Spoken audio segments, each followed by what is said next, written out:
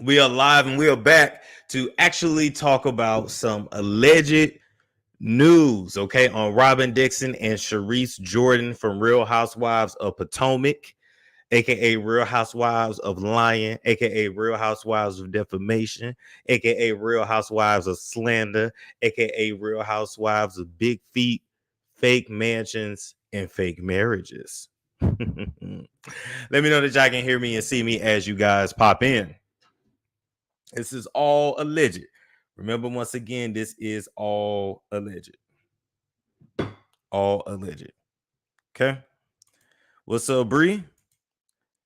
Zakaya, Akaya, got Flamingo. All right. As soon as I get I can hear you. We gonna start. Boom. Appreciate it. Oh, nice shirt. Oh, thank you. Thank you. It's just what's a fabuletic shirt. Okay. So anyway, let's get into this alleged tea. So I've been on these internet streets. Now, who you see to my right or my left, depending on your point of origin, is Robyn Dixon and Charisse Jordan from Real Housewives of Potomac. Now, the funny thing is, Charisse returned to Real Housewives of Potomac because I guess now she's finally allowed to on her divorce decree. That was actually why Charisse never came back for season 2.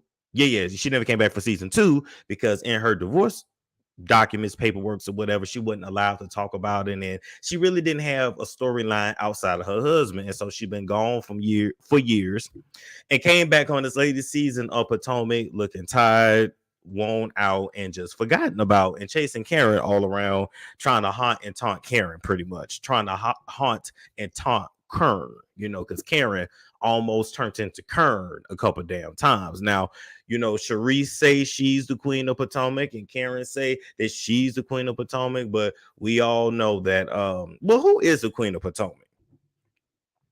Who would y'all say is the queen of Potomac? Is it Karen or is it Charisse? I say Karen. If anybody else, I say Karen. Karen, it's got to be. Charisse claims she put the girls together, but she was long forgotten about it, and we did okay without her on the show. No shade. She came in every scene being out of breath, looking tired, and clothes being ill-fitted. No shade. So now, according to these streets, it's going around that Robyn Dixon and Charisse are allegedly going to be cut from next season. Allegedly, they are not going to be receiving contracts. All alleged. Because the contracts go out after the reunion. The final reunion hasn't aired yet, but you get the point. Okay. Allegedly, the producers feel like their storylines are over.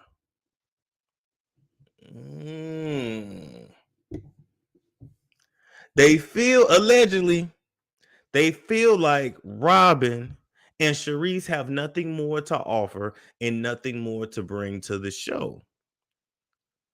And I would say, if this is true, I absolutely positively agree with this. Number one, let's be real. If Robyn gets cut or at least demoted to a friend, because if I was Andy or if I was one of them producers, as I snorted me a line of coke and got in them boardroom meetings, I would not cut Robyn. I would demote her to a friend, and I would significantly reduce her pay so she can come see the other girls do their work and struggle. Because we all know that Robyn needs every single one of those Bravo checks. It's no shade. I'm just saying she is still in the stage of rebuilding. She has not been fully rebuilt.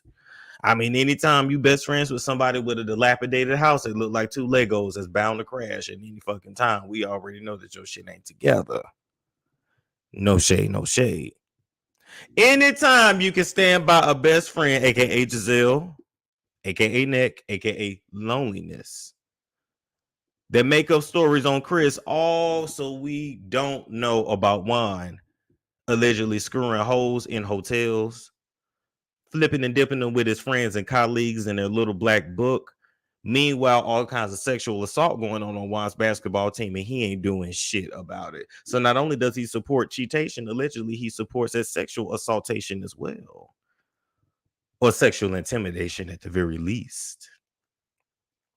Robyn, if this is true, this is what you get for giving us what 6-7 seasons of sucking up Giselle's ass, being her bulldog and being her pet bully. And guess what? If they kick you out and you go, Giselle ain't gonna go with you. You know, Giselle still got 3 kids to feed. I mean, the church's money from Jamal is nice, but it ain't that nice when you got to split it up between 30,000 illegitimate children. Because Jamal Heavy Meat Bryant apparently read that verse in the Bible, time I'll be fruitful and multiply, and didn't realize that he was supposed to do that with his spouse ordained by God, not any hot puss that walks in the church with a loose skirt.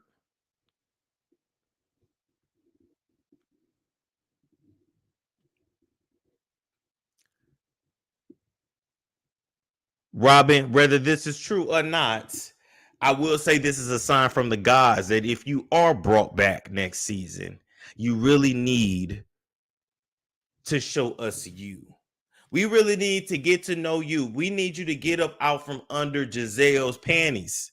Get out her panty liners and show us the real you and show us your real relationship with Juan. And Juan is going to have to sit through a conversation and not leave every time he gets uncomfortable. Come on now, come on.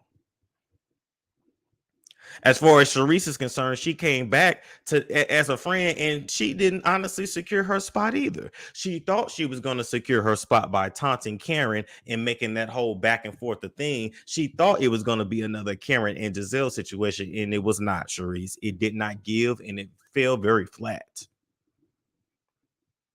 And as a matter of fact, Karen knew what you were trying to do, Charisse, which is why she really paid you dust for the entire season.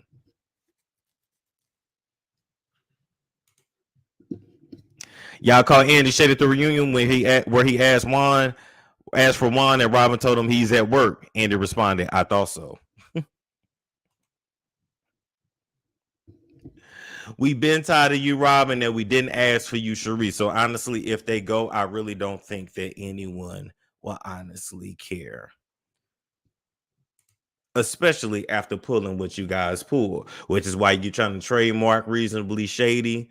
You know, you're gonna try to make that podcast with Giselle a thing.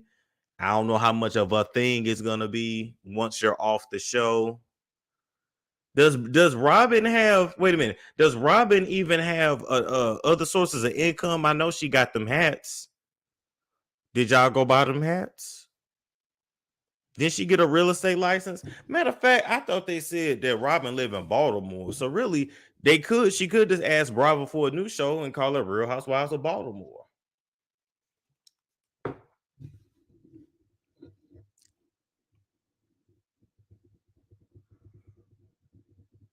I'm just saying. Had them girls modeling them hats and slithering away. So wait, y'all didn't buy the hats? Is y'all gonna buy a house from Robyn? Can Robyn be your real estate agent?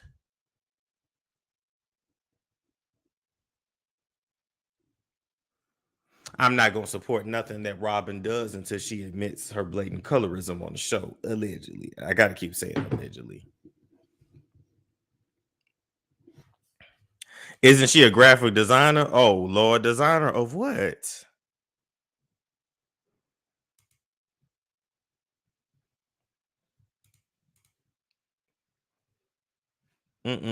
Just sad and disappointing. So we will continue to cover this story, like I said, with just a recap. According to these streets, the producers are seriously considering cutting Robyn and Charisse because the producers feel that their storyline is not complete.